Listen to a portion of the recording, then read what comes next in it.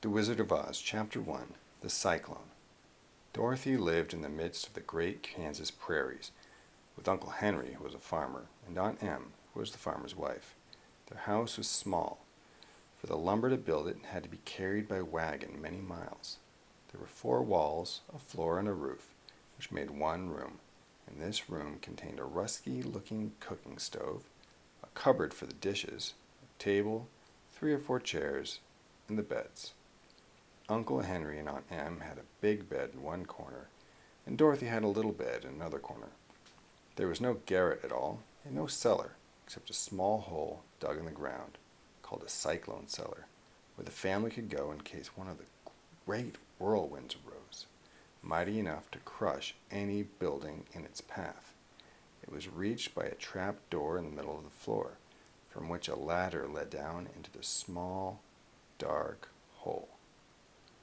When Dorothy stood in the doorway and looked around, she could see nothing but the great gray prairie on every side. Not a tree nor a house broke the broad sweep of flat country that reached the edge of the sky in all directions. The sun had baked the plowed land into a gray mass, with little cracks running through it. Even the grass was not green, for the sun had burned the tops of the long blades until they were the same gray color to be seen everywhere.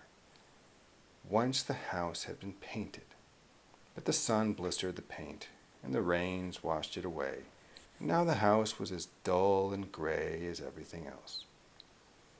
When Aunt Em came there to live, she was a young, pretty wife.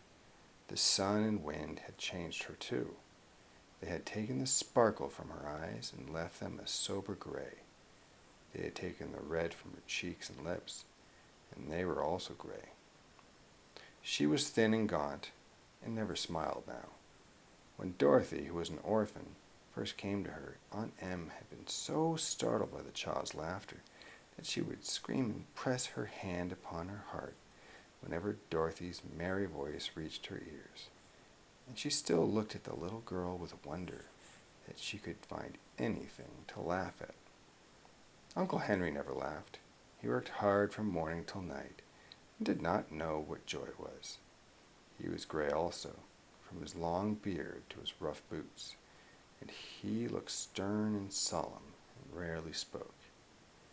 It was Toto that made Dorothy laugh, and saved her from growing as gray as her other surroundings. Toto was not gray. He was a little black dog with long silky hair and small black eyes that twinkled merrily on either side of his funny wee nose. Toto played all day long, and Dorothy played with him and loved him dearly. Today, however, they were not playing. Uncle Henry sat upon the doorstep and looked anxiously at the sky, which was even grayer than usual. Dorothy stood in the door with Toto in her arms and looked at the sky too.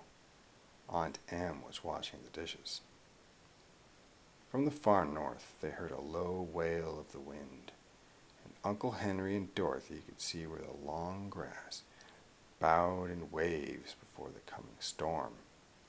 There now came a sharp whistling in the air from the south, and as they turned their eyes that way, they saw ripples in the grass coming from that direction also. Suddenly, Uncle Henry stood up. "There's a cyclone coming, Em," he called to his wife. "I'll go look after the stock." Then he ran toward the sheds where the cows and horses were kept. Aunt Em dropped her work and came to the door. One glance told her of the danger close at hand. "Quick, Dorothy," she screamed. "Run for the cellar." Toto jumped out of Dorothy's arms and hid under the bed, and the girl started to get him. Aunt Em, badly frightened, threw open the trap door in the floor and climbed down the ladder into the small dark hole. Dorothy caught Toto at last and started to follow her aunt.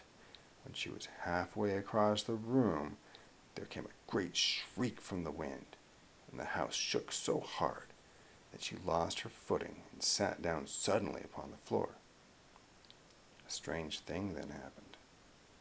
The house whirled around 2 or 3 times and rose slowly through the air. Dorothy felt as if she were going up in a balloon. The north and south winds met where the house stood, made it the exact center of the cyclone. In the middle of the cyclone, the air is generally still, but the great pressure of the wind on every side of the house raised it up higher and higher until it was at the very top of the cyclone, and there it remained and was carried miles and miles away as easily as you could carry a feather. It was very dark, and the wind howled horribly around her. But Dorothy found she was riding quite easily after the first few whirls around, and one other time when the house tipped badly. She felt as if she were being rocked gently, like a baby in a cradle. Toto did not like it. He ran about the room, now here, now there, barking loudly. But Dorothy sat quite still on the floor and waited to see what would happen.